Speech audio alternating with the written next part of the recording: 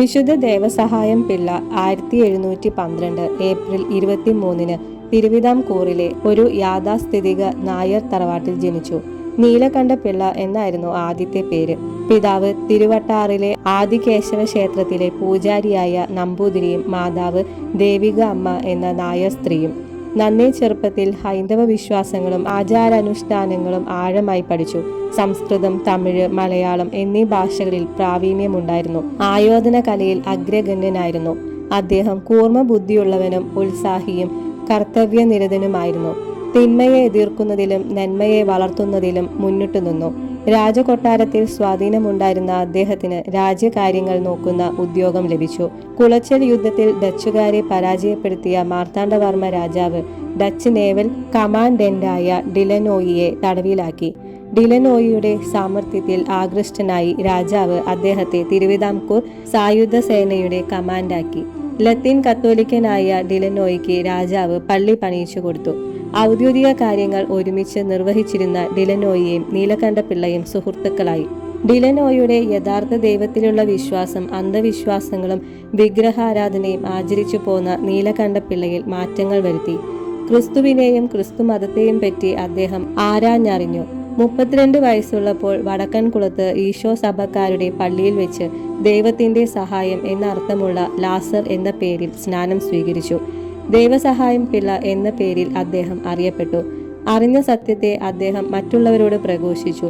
അദ്ദേഹത്തിന്റെ സഹധർമ്മിണിയായ ഭാർഗവി അമ്മാൾ ജ്ഞാനപ്പൂ എന്ന പേരിൽ സ്നാനപ്പെട്ടു. അക്കാലത്ത് തിരുവിതാംകൂറിൽ കൊട്ടാരത്തിലെ ഉദ്യോഗസ്ഥർ വിശ്വാസമാറ്റം നടത്തുന്നത് അംഗീകരിച്ചിരുന്നില്ല.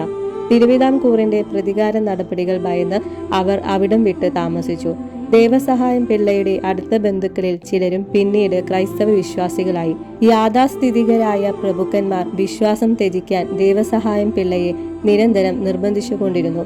വിശ്വാസത്യാഗത്തിനായി വാഗ്ദാനം ചെയ്യപ്പെട്ട സമ്പത്തും സ്ഥാനമാനങ്ങളും യശസ്സുമെല്ലാം അദ്ദേഹം നിരസിച്ചു.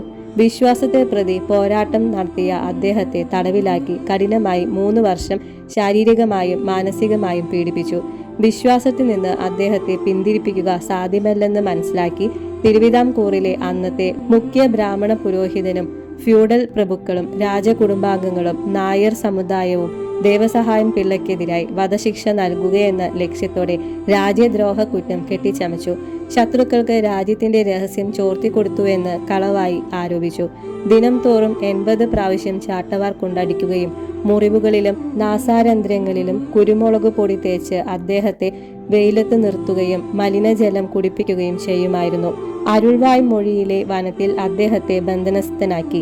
അവിടെ വെച്ച് അദ്ദേഹം കഠിന തപസ്സിലും നീണ്ട ധ്യാനങ്ങളിലും ഏർപ്പെട്ടു. സമീപ ഗ്രാമങ്ങളിൽ നിന്നും ജനങ്ങൾ അദ്ദേഹത്തെ സന്ദർശിച്ചു. തുടർന്ന് വധശിക്ഷ നടപ്പാക്കുന്നതിനായി കൊണ്ടുപോകവേ പുലിയൂർ കുറിച്ചി എന്ന സ്ഥലത്തു വെച്ച് അദ്ദേഹം കൈമുട്ട് കൊണ്ടടിച്ചപ്പോൾ പാറയിൽ ഉറവ പൊട്ടി ദാഹജലം നൽകി. ഇന്നും അവിടെ ആ ഉറവയുണ്ട്. അദ്ദേഹത്തെ വധിക്കാൻ പട്ടാളക്കാർ 5 വട്ടം വെടിയുതിർത്തെങ്കിലും മരണം സംഭവിച്ചില്ല. അദ്ദേഹം തോക്കു വാങ്ങി പ്രാർത്ഥിച്ചതിന് ശേഷം തിരികെ നൽകി. 1752 ജനുവരി 14 അരുൾവായ് മൊഴിയിലെ കാറ്റാടി മലയിൽ വെച്ച് പട്ടാളക്കാരുടെ വെടിയേറ്റ് ദേവസഹായം പിള്ള ധീരരക്തസാക്ഷിത്വം വരിച്ചു. ഡിലനോയിൽ നിന്നും ജോബിന്റെ സഹനങ്ങളെപ്പറ്റി കേട്ടിട്ടുണ്ടായിരുന്നത് പീഡനങ്ങളിൽ രക്തസാക്ഷിത്വം വരെ പിടിച്ചു നിൽക്കാൻ അദ്ദേഹത്തിന് സഹായമായി. 7 വർഷം നീണ്ട ക്രൈസ്തവ ജീവിതത്തിലെ ഓരോ ദിവസവും കത്തോലിക്ക വിശ്വാസത്തിലേക്കുള്ള കൃപ നൽകിയ ദൈവത്തെ അദ്ദേഹം കണ്ണുനീരോടുകൂടി സ്തുതിക്കുമായിരുന്നു. കഠിന പീഡനങ്ങൾ ഏൽക്കുമ്പോൾ ഈശോയെ എന്നെ രക്ഷിക്കണമേ എന്ന് അദ്ദേഹം പ്രാർത്ഥിക്കുമായിരുന്നു. തിരുവിതാംകൂറിന്റെ തെക്കൻ ഉൾപ്രദേശങ്ങളിൽ ക്രൈസ്തവ വിശ്വാസം പടരാൻ ഈ രക്തസാക്ഷിത്വം ഹേതുവായി. പിന്നീട് സിലോണിലെ തമിഴ് ഭാഷ സംസാരിക്കുന്നവരിലേക്കും 2012 ഡിസംബർ 2 ബെനഡിക്ട് 16 മാർപ്പാപ്പ ദേവസഹായം പിള്ളയെ വാഴ്ത്തപ്പെട്ടവരുടെ ഗണത്തിലേക്ക് ഉയർത്തി. തുടർന്ന് 2022 മെയ് മാസം 15 ഫ്രാൻസിസ് മാർപ്പാപ്പ അദ്ദേഹത്തെ വിശുദ്ധനായി പ്രഖ്യാപിച്ചു. ഇന്ത്യയിൽ നിന്നും വിശുദ്ധനാക്കപ്പെടുന്ന ആദ്യ ആത്മായനാണ് ദേവസഹായം പിള്ള.